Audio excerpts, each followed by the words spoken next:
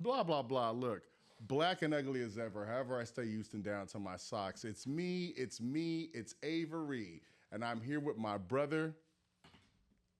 Is that where I say just Devon? That's just where Devon. you say just Devon. Just Devon. This is another episode of In My Humble Opinion where the opinions aren't humbled and the words aren't jumbled. I don't know what I'll be saying. I just made that up on the fly one day. I have no idea what it means, but I say it. So, don't breathe heavy like that. Don't do that. Don't do that. No, man, I'm over here. That's a nervous side. That's a nervous side. You ain't gotta be nervous. You ain't gotta be nervous with us. You hear what people... It's like you never know what's gonna happen until it start happening. You know what I'm saying? Dude, we're actual friends. I'd have to live this down. Yeah.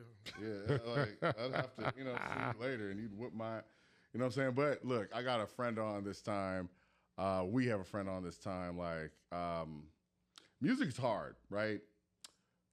What I mean by that is you can record something and put it out and people can pay attention. Look at you. Just trying to turn it off because it's still beeping. That's okay. That's the other button. That's the one to find. Learn how to work. I know it looks like it would vibrate, but that's the one to find your phone. I don't know nothing about this. I get watch it. Life. I did the same thing when I first got it. But anyway, look, you can record something, okay, and people might pay attention to it, and you could get a little bit of a career, but it won't last long. What happened to Lil Pump? J. Cole tried to tell him.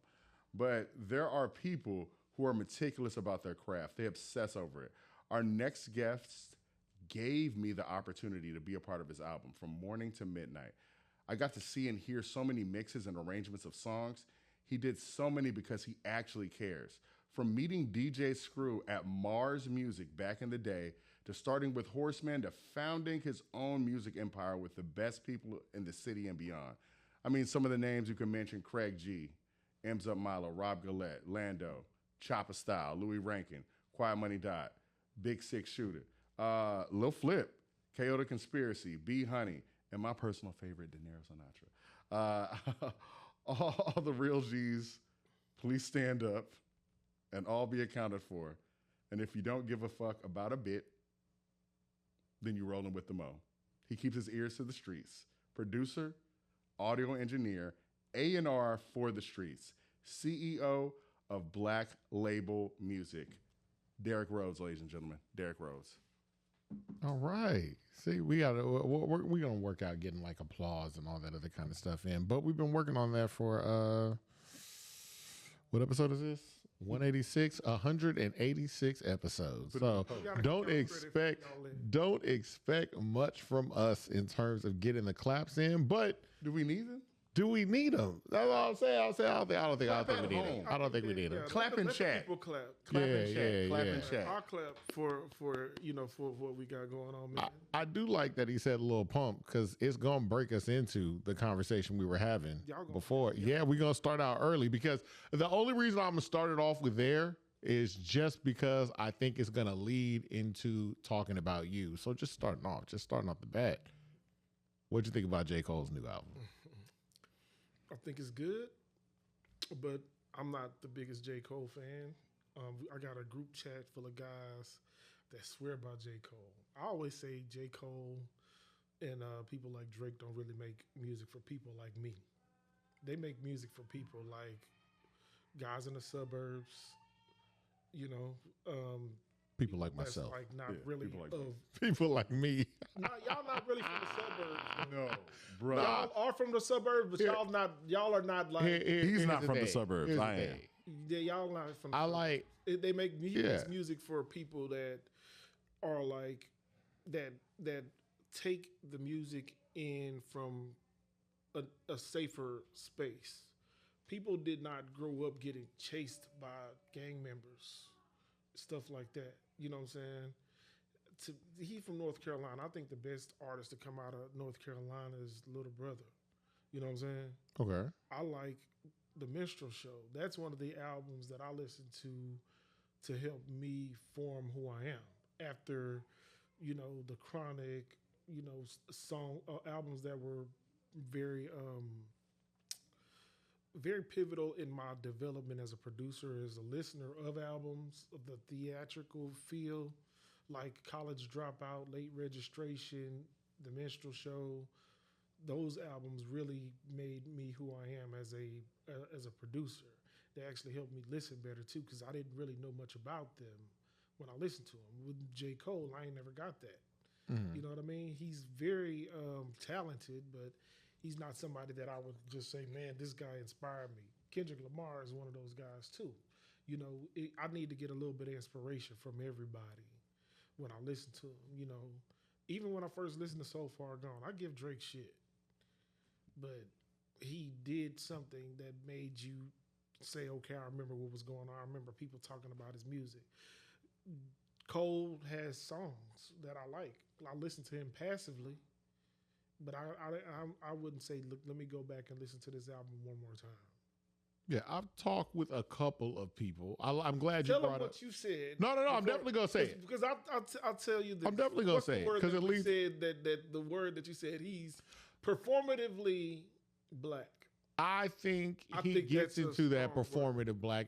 So if we're talking about just the idea of the blackness and what you're living and what you're doing, culture, right? I think when we're really getting into it is like, at least with Kendrick, there is a story, and not even to get fully into the blackness idea. Kendrick has a fully fleshed out story. Right. Kendrick is also highly produced. Right. Drake at one point had a fully fleshed out story. Right. Drake was highly produced. Right. J. Cole does not have that fully fleshed out story. J. Cole is a fantastic rapper, an incredible rapper. J. Cole produces himself.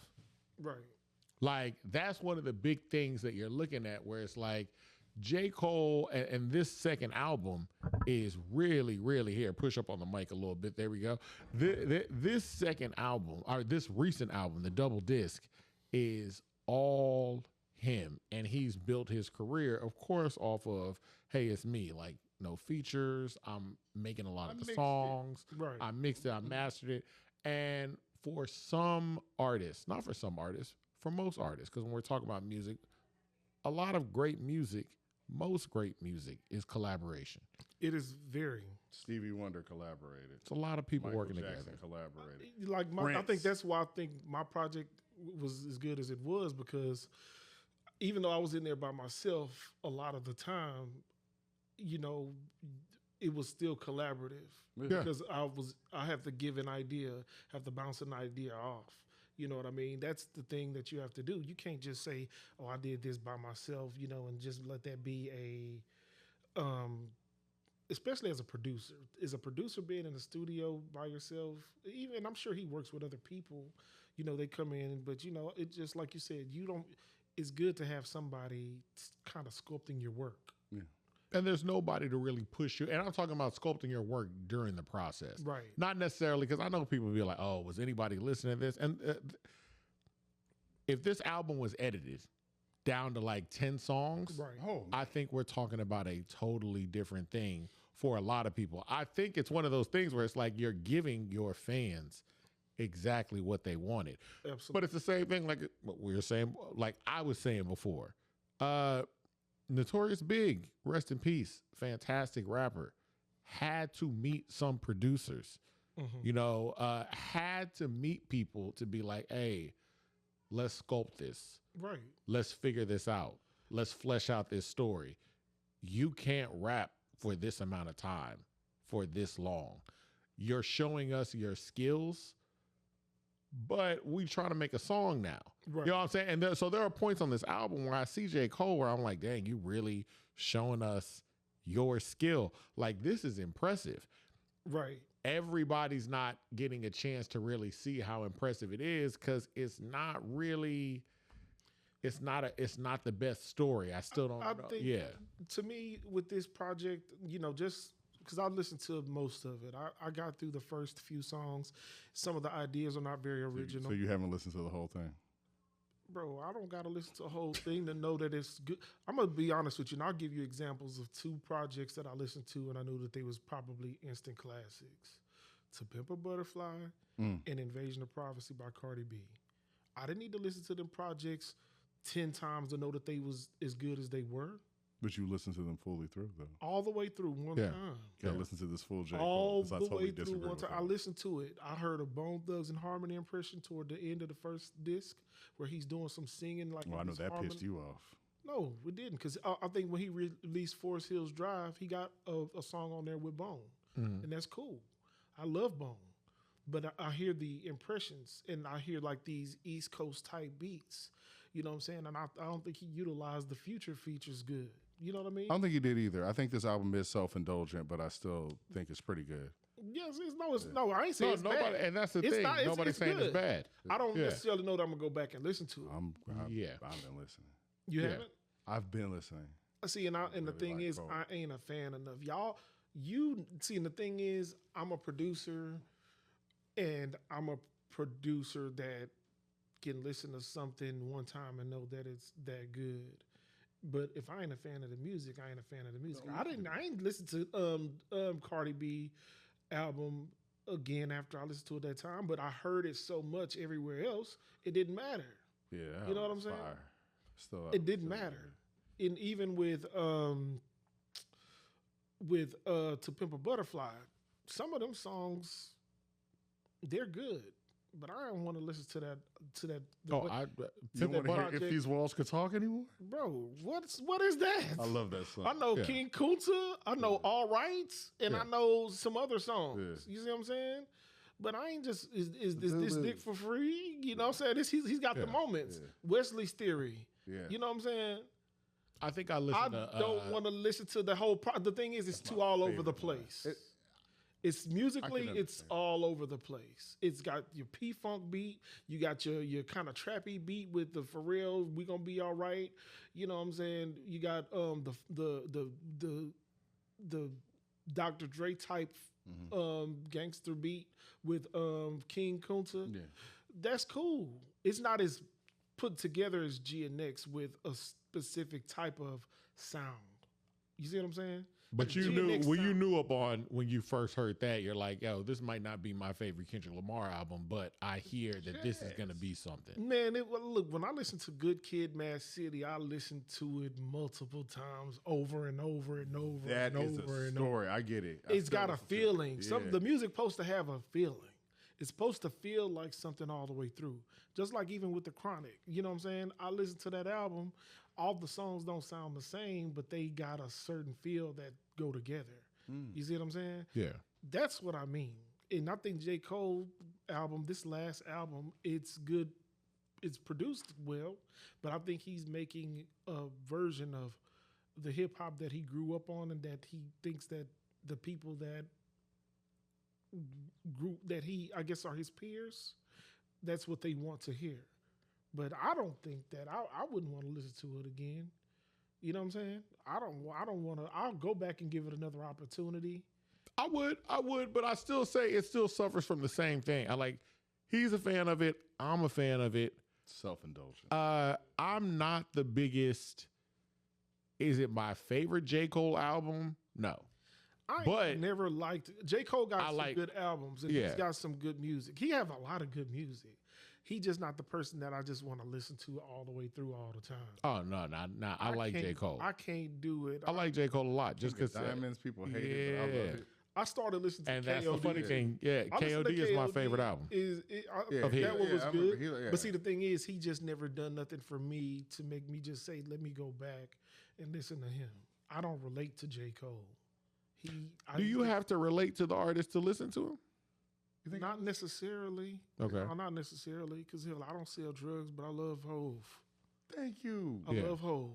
I love Jay-Z. Yeah.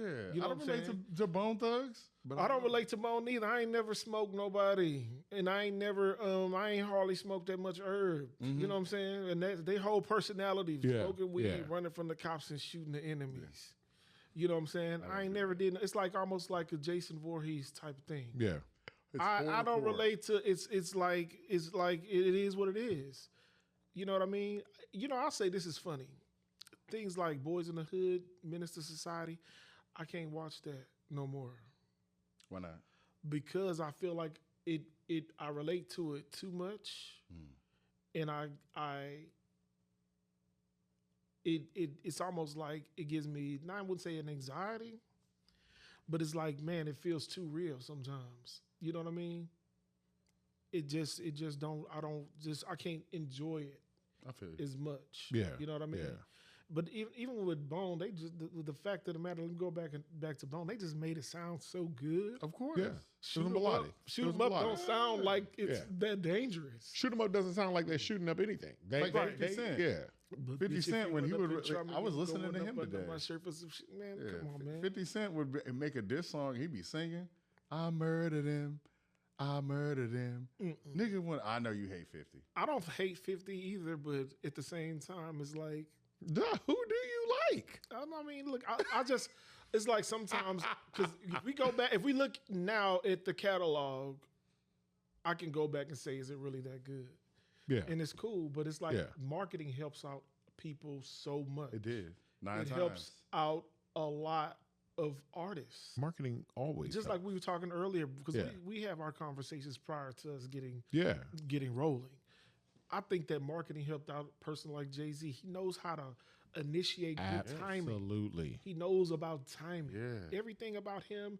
I think he's taught Drake that. He taught Kendrick that with the Super Bowl rollout and then the album rollout. You know what I mean? The timing. He just knows That's part of the business of it. He knows how to like get the, like they said on Niggas in Paris, it gets the people going. Yeah. You know what I mean? And if you got the right kind of funding for a project and you know what you want to do, I think that's why J. Cole has worked so well. Because if we I don't know if we would talk about him the same way if he didn't have the type of help that he got. And there's nothing wrong with having help. You know what I mean? He's in that conversation with the big three for a reason. But I wouldn't say I listen to his music more than I listen to Future. Dirty Sprite 2 is a classic. It is. I love Dirty Sprite 2. I love Dirty Sprite 2 as well. But I don't like his other music like I like Dirty Sprite 2. I just think it's that good. And that, to me, that's not something that marketing can do. Yeah. I think the help that you're talking about, is what I'm kind of alluding to. Because when you talk about Future comes up with the Dungeon Family. Right. You know what I'm saying? So it's like you get this, it's this collaboration. I'm learning off of people. Right. When you talk about J. Cole, it's coming up with a group. Of course, you're North Carolina. I mean, it's one thing to be J. Cole and surrounded by the people he's surrounded by and have the skill level that he has. It's another thing to be Little Brother and have the skill level you have and not be surrounded. And not be surrounded by the people that you need to be surrounded by. And then have somebody just pretty much like parasite your style if you're Fontaine. Yes. Like with a person like Drake. Drake just took that. Plays a lot of basically, it's like you the chubby dark-skinned version of Drake, bro. Yeah. The dude sings, produces. Yeah. He raps. Like if you listen to that early stuff that Drake was doing and then you put it right next to Fontaine, they even got songs together. It was identical. You know what I'm saying? It's like very similar. And I think that he kind of just was able to get the right type of help. Because I think that they had a deal with Atlantic at one time. Little Brother. Yeah, Little Brother definitely had but they did not have Little Brother because they had that record deal, but they weren't necessarily surrounded by. This was a record label picking them up and going, y'all got a buzz going. We'll see what y'all can do. Right. They wanted Ninth Wonder. They wanted Ninth Wonder. That's what they wanted. Because Ninth Wonder was like out here making these. They got that Jay-Z song, and then they got Ninth Wonder, and they just the Destiny's Child song. Yeah. Come on. And that's the other thing. They didn't know what to do with them. I think that Drake took Fontaine's power, and then they was like, "Look at this little like your boy. Soul is mine." Yeah, like on Mortal Kombat. It's like, but come on, bro. I guess that's the other thing. I'm not gonna say, oh, they wanted Ninth Wonder. I don't think they knew who Ninth Wonder was. No, they knew. Yeah. At that time, because when did the Black Album come out? When the Black Album I'm talking about. When did Girl come out with Destiny's Child? I'm talking about when they got signed. I'm talking about leading up to getting signed. It's like, yo, I like that sound. I don't know who this is. Right. I don't think they know, oh, this is Ninth Wonder or this is anything. It's like, it's that Little Brother group. As they start to figure out Because they had the listening and stuff like that before. Exactly. Man, I love the listening. So as they start to figure that out, this also goes to the idea of still leading into its production. Right. We are still creating the music. We are still building this out. This is what is going to drive us. Right. For you, your album that just got... that's why I wanted to talk about all this, just to lead into, because we're talking about the idea of production and leading in, and you're heavy on building out the production and collecting all these groups of people. Where does the idea first come about? First of all, talking about Morning to Midnight, it was really the idea of the project. I was talking about this with y'all on the first interview. Like, what was that? 2020? 4 years ago. Yeah. 2020. Yeah. 2021. Yeah. 22. So I had songs. Like, if you listen to a song like Pick and Choose is 2013. That's an old song. That's my favorite song, y'all. That song was done in 2013. The only thing that I really had to do was get Derryk Rhodes to put a hook and his verses on there. Okay. Even that second verse by Big Six, which is my brother, that verse is that first verse is old. So he added that second verse recently because he's like, man, I don't really like the first verse because he's talking about mine. I'm talking about MySpace on there. I'm like, but I don't give a fuck, bro. You running that? We keeping that. It's like, bro, like, because the second verse was cool, but I was like, yeah, it's gonna be the third verse. We making full songs. These songs are gonna be 4 minutes long. So to kind of talk about how did it come about, I had to look at myself and say, what can I put out that's going to be something that I relate to? Most of the people I know is in their 40s. And they blue collar people. So let me put something together that's gonna make people be proud to be able to get up and go to work in the morning. What do we all do? We are here through the weekend. We work through Monday through Thursday. We ain't really doing too much on a Friday, unless you're at my job where we get a bunch of damn emails on a Friday. Friday afternoon, you're getting 8 or 9 damn emails talking about some bullshit. Excuse my language. I love my job. Don't fire me, please. But yeah, man, really it's just a project that's gonna be for people that's gonna get up the hustle and bustle of the weekend, but you got one more day to get to it. So let's go ahead and get to it. Like, it really tells the story all the way through. First song is Get Out the Way. When you first get in the car, you're going to put the radio on. On a normal day, you're going to probably listen to Mad Hatter in the morning, but I kind of took a more calm approach, because I don't think you need to just go in too reckless with the audio. You don't want to just be, the first thing is a kind of an explosion. But other than that, we coming right back down. You know what I'm saying? Yeah, man. So it's really just about who I'm surrounded by. Getting up in the morning, I talk to Craig. He in a crane writing raps. He's in a crane, a noisy ass crane, writing raps. My older brother, he is working this power wash business. My younger brother works in oil and gas. He got to be up at 4 or 5 in the morning, putting together tools so that they can send them to freaking Africa. You know what I'm saying? This is the kind of people that I work with. De Niro, he's got his own business. That's a blue collar thing, working on cars. Yeah. I'm the only one that don't get out there and sweat every day. I'm in the studio. You know what I'm saying? But outside of that, yeah, it's just the people. And they're very talented, so I got to make sure that I'm doing something that's going to be mindful to how, because we all like to, at the end of the day, get fresh, be around the women, go to the club, and have a good time. Because really, the if you think about it, Friday, it's all about the work. Then Saturday, you get up on a good Saturday, go get your hair cut. Wash your car. You might want to go get something to eat, spend time with your family. spend time with your lady. Outside of that, Sunday, what else you do? I thought of it as a Sunday, kind of like in the late summer or early fall, watching a football game. It feels like summer. It definitely feels like summer. But it could be any in Houston. We don't know what the weather gonna be like. That is true. So you don't know. It could be a warm 80-degree day. Hell, it was hot on Christmas. Man. Yeah. You feel me? Yeah. So you don't never know. It was hot today, and I swear there was like a storm yesterday. It was just a tornado almost for no reason. It wasn't hot today. Well, it wasn't hot today. Cool. It was cool. It's cool today. But it was yesterday on Friday. Exactly. You know what I'm saying? Come on. So like I try to think about Houston as a whole. Yeah. It's not seasonal. We got songs like Summer Breeze. We got a video for Summer Breeze too. It's coming. Okay. But I didn't want to put it out in the middle of the winter. It's like freezing. And we shot the video.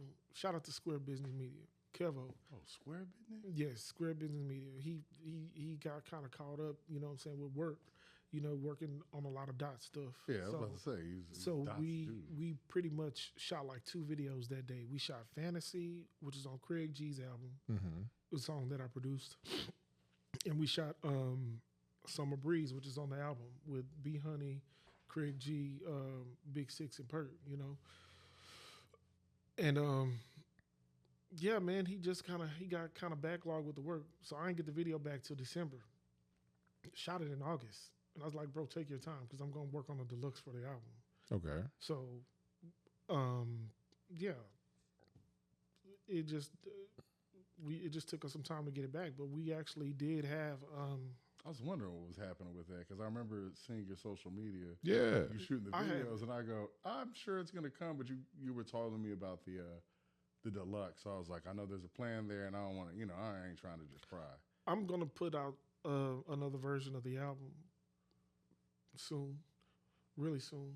I still got songs that I'm mixing, and I still got another a skit that I'm gonna implement because I'm gonna extend the Sunday because Sunday ain't really nothing but 3 songs. No song, yeah. It's 3 songs. It's Computer Craig, Sunday Night, and damn, that's my album. Sunday Serenity. Yeah. Yes, Sunday Serenity. Yeah. So I've got songs like Dear Summer. I got a song called Yes. It's a song over. It's a remake of the Dear Summer by Jay-Z. Okay. The reason I'm bringing up just the idea of producing talent, right? And letting know because you're gonna bump heads. We got J. Cole. He's like, this how I rap. Da da da da. We talked about Biggie. It's like this how I rap, but people have to pull him aside and be like, hey, I need you rapping like this. I need this. Diddy. No, I'm talking about before Diddy. You had Mr. C. And, Mr. C. Mr. C. Mr. C. and Clark Kent do not get enough credit for. I think Diddy gets a lot of that credit for toning him down, but I think he gets all of that. I think Diddy brings him to these bigger hits. No B. Like, hey, you're gonna rap over this song. But yeah, we're gonna have you rap over this R&B song. But Mr. C and a lot of these people start to get him in like, we have to make a song. Right. Like concept. We heard you. Like everyday struggle. Yeah, we heard you. And we know that you know how to rap. That's why we got you. Right. But you can't rap like you was rapping before. Right. Otherwise, you end up. I'll say what happened to them is like when you see something good happen, you kind of got to copy the work. And I think what happened was the Chronic happened first. Yes. And then Doggy Style happened. Mm-hmm. So you kind of have to like. They did copy the Death Row model. Yes, they copied the Death Row model. So and they had to that too. Yeah. But they had to copy that model first. Had to. Because without that model, they would have been still making, like he said on, I think on Kicking the Door, he alluded to last year y'all was rapping about grimy shit. Now y'all on some shit like me. You know what I mean? But he kind of got his style from Snoop and Dre. You know what I mean? Yeah. And not style, I mean as much as the conceptual version of an album. And the actual beats. Big Papa is nothing but high powered with a it's just high powered with the Osley Brothers sample. Yeah. But like a lot of that is too short beats. That's not, it's not, we're not going to say the East Coast was necessarily rapping over that style of beat. So when you get a West Coast powerhouse, it was too beaty. And all of them. I mean, even Jay-Z, when he took Ain't No Nigga, that's which is, you know what I'm talking about. Ain't No Nigga. Where he no, give it to Bootsy Collins' son. Bootsy Collins. Never mind. Yeah, his son, what's his name? We're going to look that up later. Shazam. Talking about the 5 Minutes of Funk? No. Phone's here, but we can just keep talking. No. Look it up. Look it up. We have this because this is a different kind of interview. I always think because our interviews don't never be like the same. They know. No, because I want to talk about the idea. One, just get it fully out the way. I want to talk about you producing a lot of different talent on there, and then just the uphills of the idea of producing here in this city. It's not, there's a lot of great producers out here. Right. There are a lot. I don't think they necessarily get the shine that they deserve at all. Drew down. But they are crafting sounds. Right. They're crafting everything. So it's like, it's a lot of the sounds, a lot of the things that people are gravitating to. Like, I like what Quiet Money Dot is doing. Quiet Money Dot also has like a sound, and I like the producers that he finds himself around. Like when he's like, he picks certain people and just goes, "Oh, I'm gonna work with this." But you see, he's producer friendly. Like he is. Yeah. With Dot, I guess we could talk about Dot. Dot is very, he's a generous person, and he works with the people that give him the feeling of what he wants. I think with him and Pug's project, it was really good. I think for the most part, he works really well with FAT on the beat. Mm-hmm. He worked in FAT for Beaumont. Shout out to Beaumont because Beaumont has a lot of talent. Yeah, they are that Golden Triangle per capita. The Golden Triangle is probably the richest with talent because I think there's some of the blackest areas in Texas. You know what I mean? Shout out to Big J. You know what I'm saying? Yeah. They got a lot of talent. Shout out to Crocodile Q, Quincy Black, E-Body. Them guys are talented. You know what I'm saying? Shout out to my boy Lando on my album. Lando on my album, and De Niro was actually running with Lando. This guy named B. Drew. B. Drew's a talented producer. He's a great producer. You know, Todd. Shout out to Todd Louis. Todd, our unofficial third brother. I think because he's produced some of my favorite albums have been produced. Beaumont got God King Preach. God King Preach and Todd's album, one of my favorites. When it really, really comes down to it, it's one of those things where it's like the rappers that ingratiated themselves to be like, yo, I'm just gonna be produced. Right. Like we're gonna work this out and we're gonna do this. It works. I also think there are a lot of rappers here that are J. Cole's. They are extremely talented, but they're like, I'm gonna do everything on my own.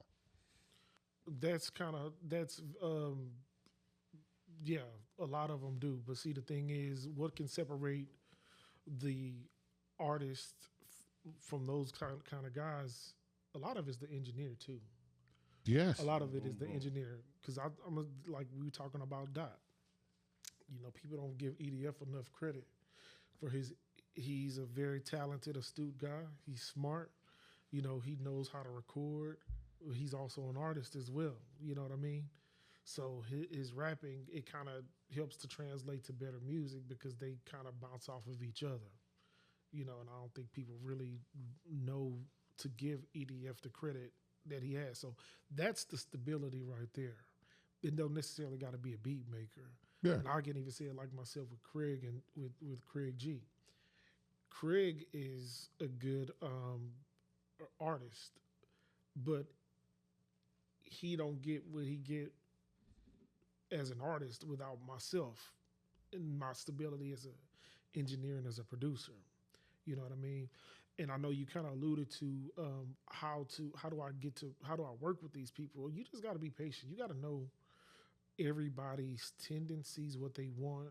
Like with a person like Craig, his energy real high, so you kind of gotta just like kind of temper him down a little bit, let him work through what he's doing, and let him just you gotta let him cook. Let him get in the studio.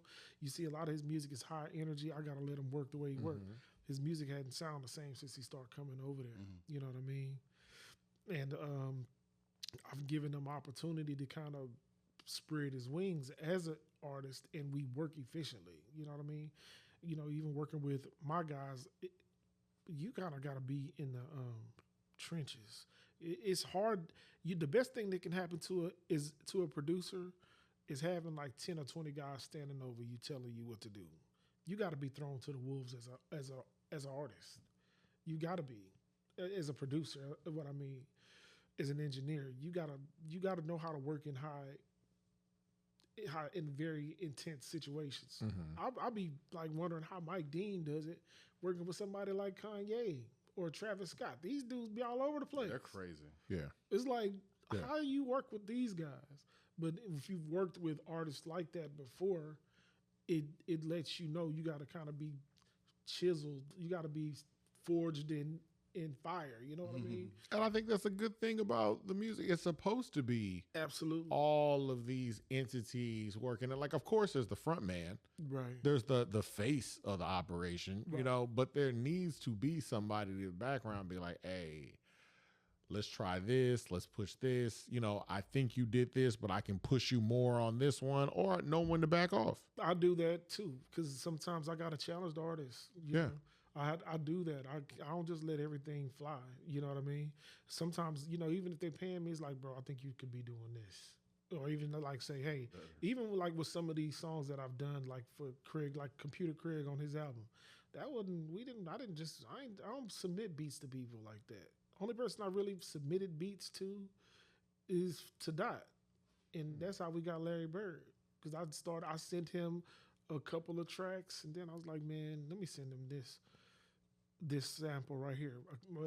I'll say this. My cousin sent me this song to, what's the group's name? This song called Stay. He sent me the sample, and I said, all right, let me send this over to Dot. He don't like this. And it was it. Yeah. I sent him some other tracks since then, but, they just haven't materialized the same way. You know what I mean? But, yeah, man, you just got to, sometimes you have to get with an artist, and if you with them every day, all day, they'll let you develop them. Like I have a lot of songs with Craig that have not hit the streets yet. You know what I mean? We have a lot of music that's getting ready to come out. We just need to get back to. We've done 2 albums. We got a project with Mr. Lee. We got the one that's getting ready to come out, The Incredible 2. He's got a bunch of music on my album that's coming out. I think he's got at least 3 songs on my new album. I mean, not on the deluxe. Yeah. I know we got To the Max. We got Rain in Houston. It's another one too. I'm not sure, man. It's a lot of music we've done. You know what I mean? So you gotta, as a producer, you gotta make sure the artist trusts you too. Because if they don't trust you, they're not just gonna they're not just gonna jump on songs like that. Yeah. I've had guys that they will laugh at you, but then when they see you work with an artist later on down the line, it's like, now you believe in it. Mm-hmm. All you have to do is stay down. They're stuck in place, but they don't understand that why this artist is growing is because your ideas as a producer is helping them. You know what I mean? If it were up to me, I didn't necessarily produce the way I've been producing over the last 2 years. I wasn't sampling a whole lot. It was original, like songs like Pick and Choose, Get Out the Way. No, I wasn't producing like that previously. I was producing more. So I was more just original bodies of work. Yeah. More trap stuff. And this album has more sampling, because I was going to ask you about that. What even got you more into grabbing the samples? I always had ideas, but shoot, the technology is just easier. And now I've been able to like have a high turnaround. I think I made like 200 or 300 beats. With me having a job, I don't have time to make beats like that all the time. So I said, man, look, I'm gonna get in here. I'm gonna make 30 beats in 30 days at the end of 2023, and that's what I did. No, and then moving into 2024. When did I put the album out? 2025. 2025. Yeah. So, no, it was the end of 2024. Okay. Coming into 2020. No. I'm not. You know what? I'm right. 2023, because it took me time to get the to flesh out the music, because I had so many tracks that I needed to go through. You put it out in 2023? No, I was working on the beat. Started working on it at the end of 2023 through 2024, and then we put it out in March of 2025. Yeah. So it's actually about to be a year old. So it's been a while, but I've been, like I said, I've been cooking. I just had to I had to forge myself through the fire again. Songs like Summer Breeze, that came about because my brother just asked me, say, man, can you do something with this? Mm-hmm. Can you do something with this? With Computer Craig. And just like the Isley brothers. So yeah. Man, look, my mom, shout out to Sheila. Sheila really helps to develop my musical palette. She really put me through the ringer with the Isley brothers. She loved the Delphonics, the Dramatics. She loves these groups. She loved the Jackson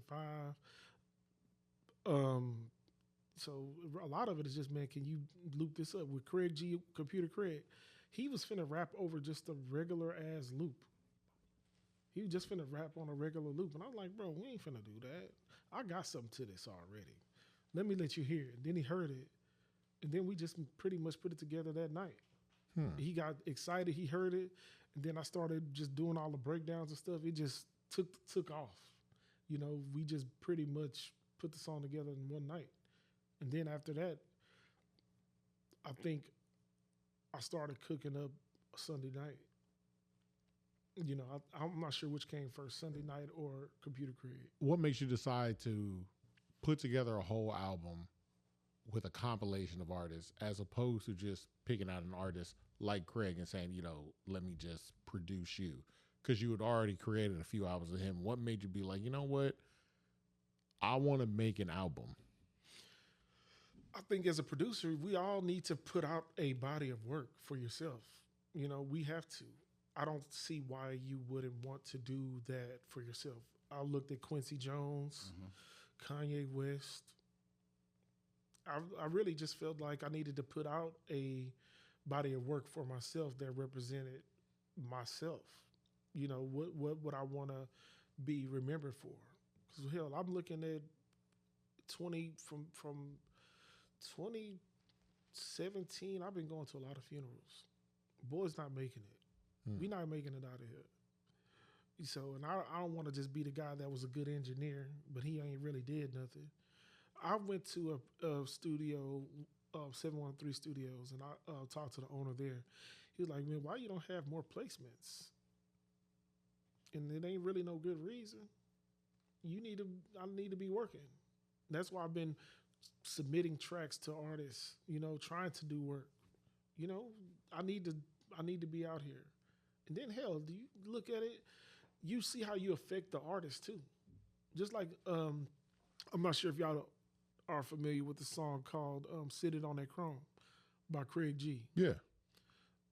He was gonna rap on that Too Short loop. I said, man, what the fuck are we doing? Why do we gotta be rapping on other niggas' beats? I'm finna redo this bitch. You know what I mean? Even like with the Fantasy on his album. I was already messing around with the R. Kelly sample. Shout out to Robert. You know what I'm saying? That Seems Like You're Ready is one of my favorite songs by him.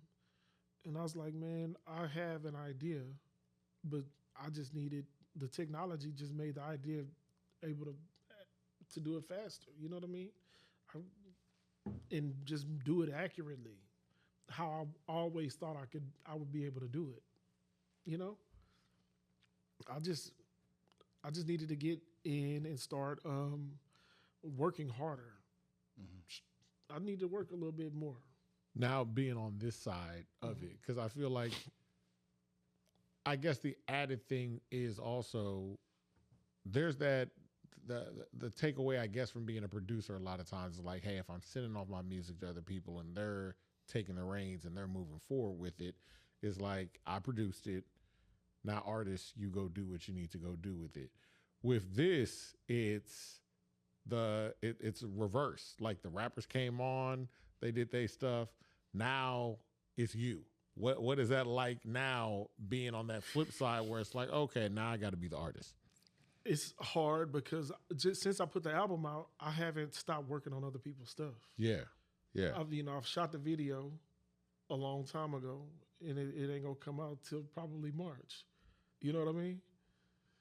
It's a little bit different because I don't necessarily want to be the star. I'm not even on the cover of the album.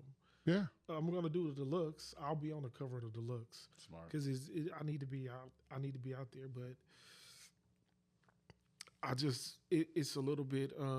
It's tough, but it's still rewarding because I don't necessarily rely on my music to do anything. I rely on my clients and I rely on the people that I work with. You know what I mean? So because I put out the project doesn't mean I stopped. I didn't help Craig put out another project. I'm working on an album for De Niro. We got one. I don't know the name of it, so don't ask me. But it's an EP. It's some really solid music on there too. But I haven't stopped working. I haven't really looked back. Now we are gonna shoot Sunday night. That's good. You know, and I really think that with the project the way it is, it tells such a story. I don't think I can do nothing regular. And I think that when you review the album and then you put it in the top albums of the year for Houston, yeah, it let me know that I know what I got. That's why when I posted it again, I said I know what I got. Yeah, because I know how good it is.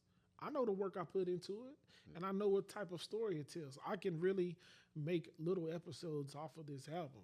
You know, I don't know how or when I would be able to do that, but I know it's that good. Now, I guess that's the other thing too, because when we talk about like infrastructure and things like that in the city, because I try to listen to as much stuff as possible, but it's very difficult. It's difficult already.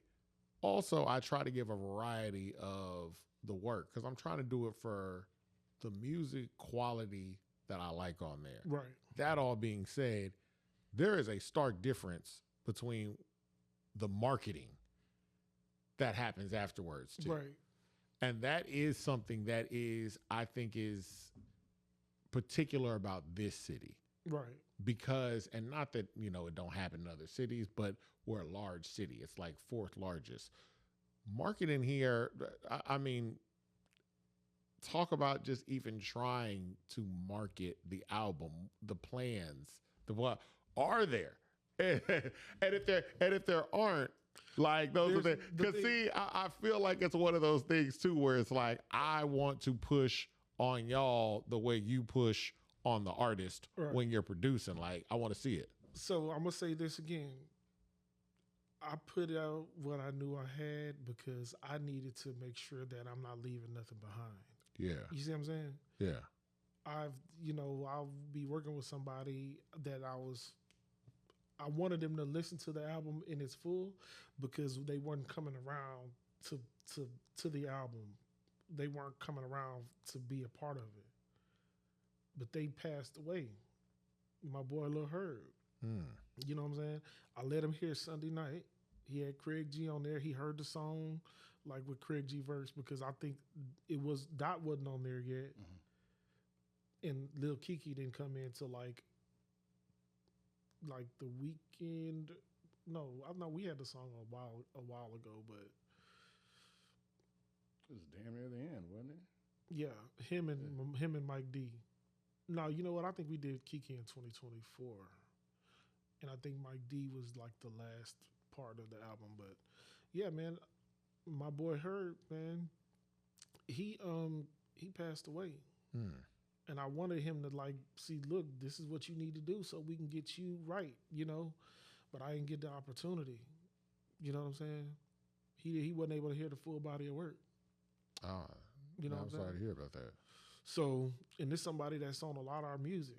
You know, he was out there really flying the flag for Smurfzilla. You know, Smurfzilla, he got a hook on a song that's supposed to be on the album. He ain't make it.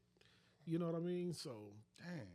Yeah, he's supposed to be on the project too. It's like some things on. No, he passed. I'm sorry. Not Smurf. No. Okay. No. Like, whoa. No. Get on it. I was just saying he was supposed to be on the project. Yeah. You know? But it is a thing where it's. I just needed to put it out though. No. I think here also, especially because we get in the habit of putting out music and putting out work. I'm always telling people like, yo, this is history. Right. Like, and it's an important history. Like, I was just reading a book about, it's called The Barn. It's about like the death of Emmett Till and everything surrounding it. But they talking about like the development of blues in like one county in Mississippi. Like, everybody's there. Right. You know what I'm saying? You talking about like all these artists that go on to shape so many other artists. Right. But the only thing that's missing is the infrastructure, and they fighting against, of course, just out and outright racism. Like, that's it. So but I'm talking about, we talking about blues artists where like the Rolling Stones like come down, like the young Rolling Stones, like, yo, we heard this jazz artist. Who is this? We talk about people that are like, I forget his first name, but his last name was Franklin, and he winds up having a daughter. And they move out because the violence is so bad. And they move out, and that daughter's Aretha.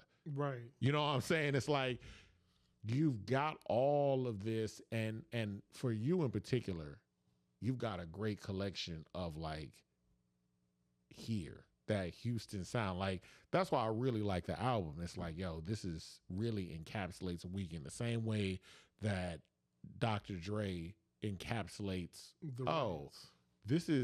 this is Compton. Yeah, this is it's like, I don't know these people, but this is Compton. It's Los Angeles. Yeah. And it's like, I understand this now. Not only do I understand this, I'm meeting people. Right. You know what I'm saying? Like, I don't know that guy. That's Snoop Dogg. Right. I don't know who he is, but he's important to this group. Right. You know what I'm saying? Like and I'm seeing Daz, and he's important to this group, and they're all like, oh, we're important to each other. I get that feeling from y'all. Right. It is very similar. Yeah. It's like with the Morning and Midnight, it's like the Chronic for niggas in their 40s. Yeah. You know what I'm saying? It's like the blue collar chronic. But that's what it felt like. Even the skit where you got the guy like, yo, man, I need you to take another shift on this. Like, nah, man, I'm going. Like, this is just real. It's unapologetic. Like, yo, look, like, everybody here is working. That's probably why Craig ain't here right now. That's him on the skit. Yeah. Because I got to get home to my wife. Yeah. Baby. I got to get home to baby. Yeah. I just got to fresh head, all that shit. That shit is real. Yeah. You know what I mean? But I be looking at historically when you're looking at things like the formation, like the original thing of the blues, and that was the same thing. These are guys working. They don't necessarily all understand, but there usually be one or two guys that's like, yo, this could be something. Right. And everybody else is like, it could, and we good at it. But like, man, I'm working. What I'm taking is you saying that this story is basically like this specific city in Mississippi was affected by the Emmett Till thing, and it kind of developed them. Not even just affected by the Emmett Till thing, and not that it affected development. The Emmett Till thing is a symptom of that city. The violence in Mississippi at this time is. I'll send you the book. It's called The Barn. I'm gonna take it. It's hard to imagine, right? Like the level of violence, and it's hard to imagine because you see what's happening day to day. They historically try to erase like all of this stuff. Oh my goodness. That's happening. But it's just interesting that in the middle of all that, when they're describing all this, there's just this little offshoot where they're like, yeah, and there was this guy, played a little blues. Mm. And then it's like, not only that, he's like the best, like the Charlie Puth. Charlie Puth? Yeah, Charlie Puth. He's there. And it's like, and then they start naming other people. And it's like they all come from this particular county. And they're talking about them traveling down this road. And of course, all this music is coming out of just their lifestyle and things like that. When it really, really comes down to it, that's a historic thing with us. Mm-hmm. Like with us, we power a lot of stuff. Right. We power a lot of, our culture powers a lot of things. It's like, yo, what they talking about is what they, that kind of thing where. We influence a lot of things. We influence it all the way up. Right. And there are points where, of course, there's the systematic racism and there's the infrastructure and there are all those problems. But it's also, I feel like, there's also another piece where I'm like, hey, people got to realize like what we got. Right. People have to understand what it is. So that's why when I'm writing about it, like I write about stuff, I know people be like, nobody care about that. And I'd be like, all right, you don't care about that. Right. But I care about it the same way that these people were writing about the blues at that time. Because years from now, y'all go, I wish I could have been there. It's the same way with. I wish I could have known that. I said, nah, I'm not gonna do I wish. Right. I'm gonna say it's happening right now, and I like you to enjoy it right now. It's the same way with The Source, where they would go back and be like, "This should have got 5 mics." It's like you should have known. It's really, you know what? With our city, man, we got. I've had to even go back and listen to some of the artists that I didn't work on. Just like I had to go back and start listening to dot music again. Yeah. You know what I'm saying? Because I'll give y'all a little history lesson about Sunday night. I made that beat and I sent it to Craig. I said, bro, I need something that's gonna feel like, something that's gonna feel like Sunday night. So I kind of put it together. And the original, what I really initially wanted was to get Paul Wall on the song. So that's why he's saying from McGregor to the north, representing H-Town. Because we really sent that song to Paul Wall. We never got a response about it. So I was like, man, I was kind of stuck. That was one of those things, man. And shout out to my boy Solos Music. He pretty much said, man, hey, yo, man, you should probably get this guy Quiet Money Dot on this song. You know what I'm saying? And I was like, who? And then I had been seeing Dot. So, because he had this project called The Documentary where he's leaning on the 84s, kind of like The Game did with the documentary. Yeah. On them dates. Niggas for Life Volume 1, you know what I'm saying? So he pretty much convinced me and I was like, let me reach out to bro. I called him and Dot said, hell yeah, yeah, man, what's going on with you, dude? You know how he player, you know what I'm saying? So I'm like, all right, cool. And I got him over there. He came through, we chopped it up. I sent him the money prior to that, and I was like, the song is good, but it ain't finished. I need to pull one more in because I like a complete song. Yeah. I don't like I like my raps 16, 8, 16, 8, 16, 8. 3 16s, 4 8s. Yeah. You know what I'm saying? Yeah. Yeah, that's how I was like, man, we need to get. Came up. That's how we did it. Yeah. I was like, man, let me see if I can get Kiki on the song. Because this nigga Power Wall did not respond. He's not a nigga, but you know what I mean. Paul didn't respond. Craig had a couple of songs. He had this song called "Representing H-Town." It feels like a Houston, Texas type of anthem, but it's like Los had produced the song for him, and he got Paul Wall on the song. And he just ain't respond, bro. Yeah. So you really bothered by that? Not really, because I mixed the other song. and I've record, that's like maybe the third or fourth song that I worked on with Paul Wall on it. Yeah. Because Craig then did 2 songs with me with Paul Wall on them. You know what I'm saying? So I got to mix them. But it's different when they rapping on your beat. Yeah, you know what I'm saying? Your album too. So, it wasn't a big deal because I think, like I said, I know what I got with Dot and with Lil Kiki. You know what I mean? So the song is a great song. Yeah. So I ain't really missed nothing. So you reached out to Kiki and then I got him on the phone. Yeah. Talked to him, and he was cool. You know what I'm saying? And as long as the thing is with these guys in Houston, these veterans, as long as you pay them, they'll do whatever. You know what I'm saying? I think that's just the business. A lot of this is fleshing out the actual business of everything, and this is a city that does business in silos. It's good. It's good when it's good, but sometimes it's not always. Yeah, yeah. And that's the only thing. I would probably just go back and do some things a little bit differently. Like what? Excuse me. I ain't gonna say. I would probably. You know what? I will say. I just will make sure that we talk about every aspect of a song's production.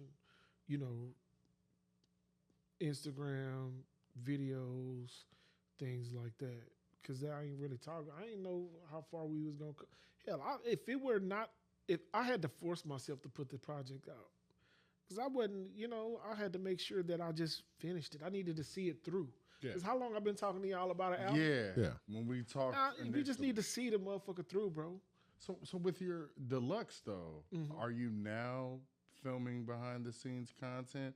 I wouldn't say behind-the-scenes content, but I do have videos in the works. Okay. Like I said, I've already shot the video for Summer Breeze. Yeah.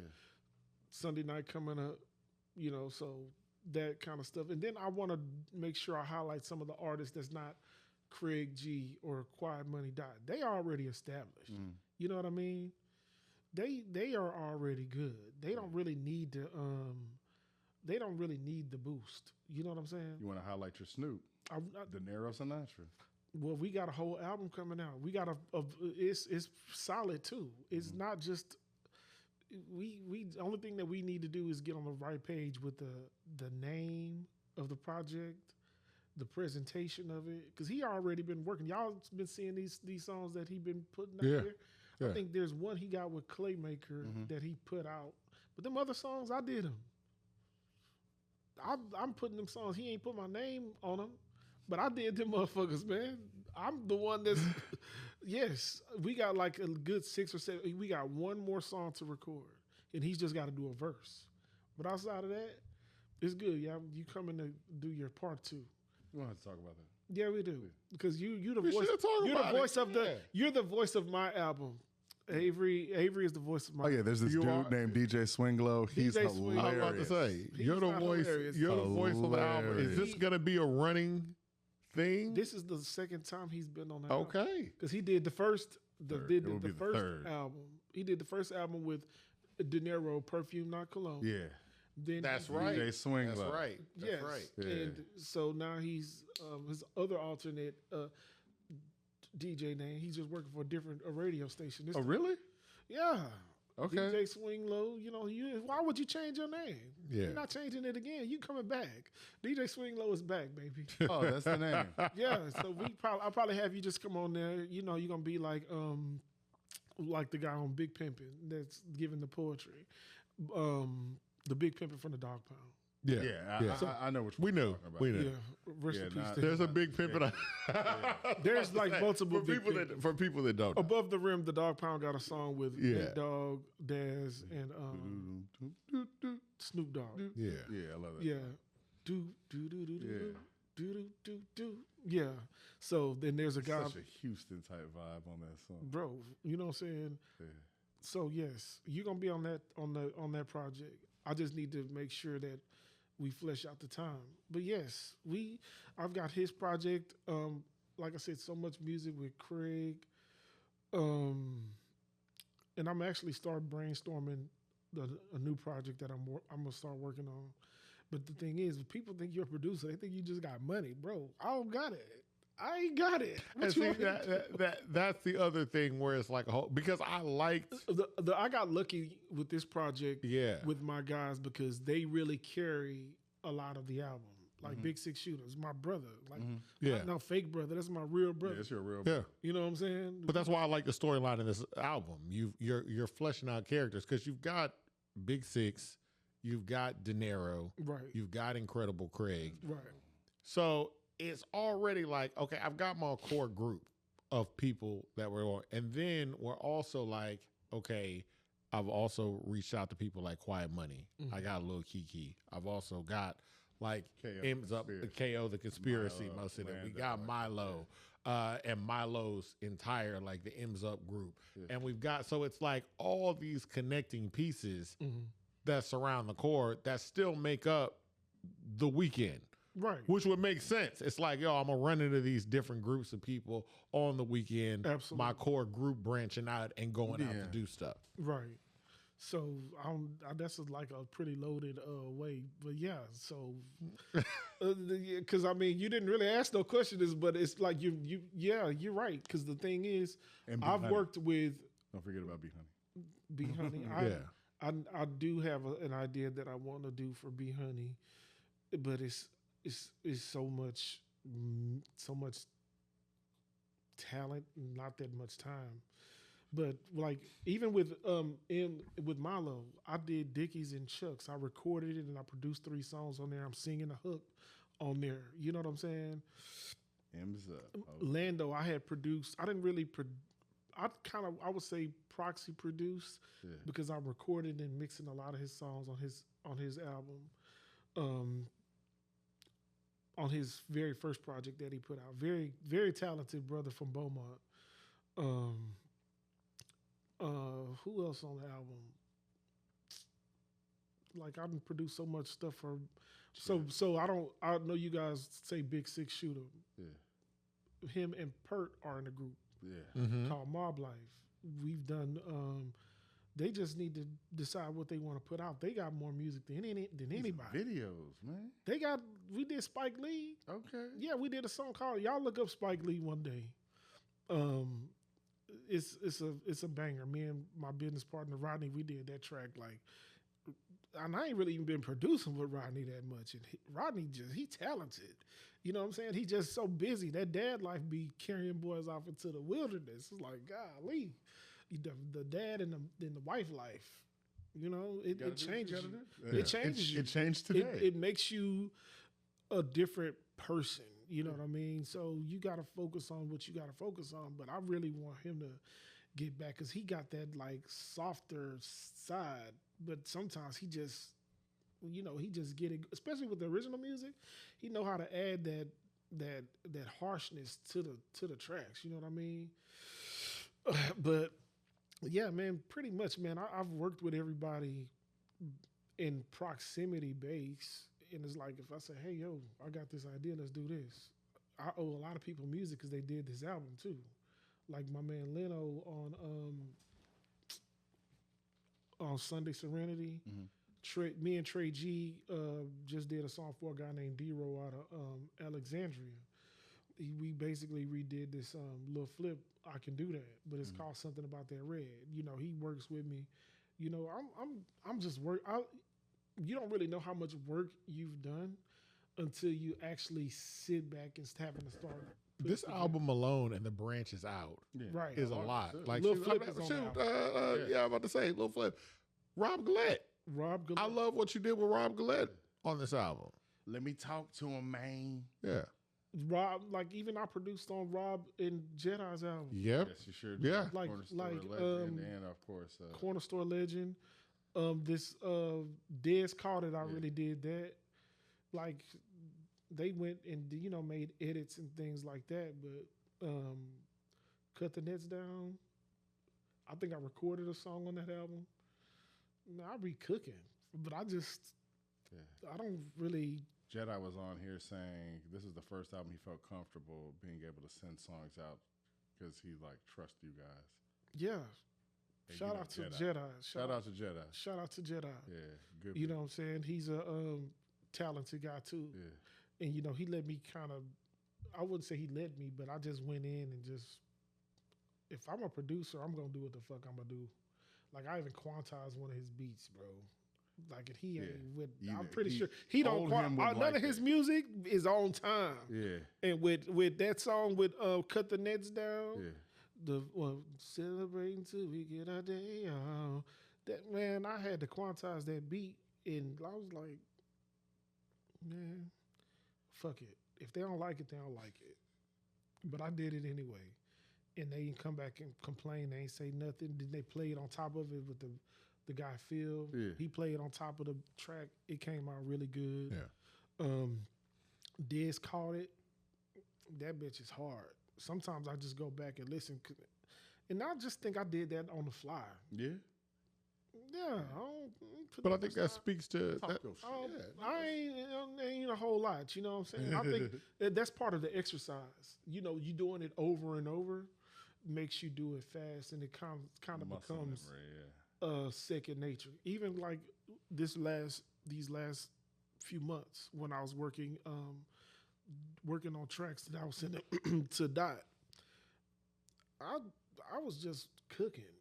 I was just making beats. The thing that made my cousin from South Park said, "Hey man, can you do the controllers?" He sent it to me on Facebook, and when I listened to it, I was like, I know this song out of my childhood, and I know my mama, she loved that song. And I went in there and I said, man, you know what? I said, you know what? Somebody Quiet Money Died might like this. And when I sent it to him, he came right back to it. He's like, yeah, I like this. He's like, I want you to put a sample. Like, I was like, do you want a sample in there in the hook or anything like that? He's like, I had actually gave him an idea initially, but he's like, nah, put that. And I'm not only a client, I'm the player president. Big. But yes, but then you know what? I woke up one day and I had a message on my phone, and I had a M4A file. He had sent me the goddamn song back. I'm like, well, I was supposed to go in there and fuck with this. What he doing? He was ready. Man, he had already had the motherfucker done. Yeah. He's like, dude, I just need you to do this. I need you to make it a 16/8, 16/8. Because you know that song, the song "Stay by the Controllers," it's got a really funny breakdown because it's got a bridge and a hook.